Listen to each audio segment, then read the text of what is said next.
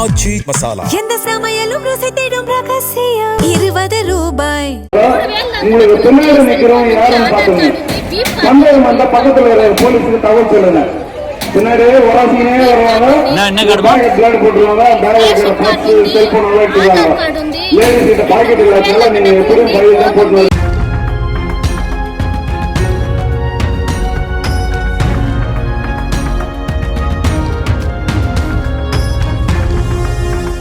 திருவண்ணாமலையில் கிரிவல பாதையில் கூட்ட நெரிசலுக்கு மத்தியில் நகைகள், செல்போன், மணி பர்ஸ் உள்ளிட்டவைகள் திருடப்படுவது அதிகரித்திருப்பதாக பக்தர்கள் வேதனை தெரிவித்திருக்கிறார்கள்.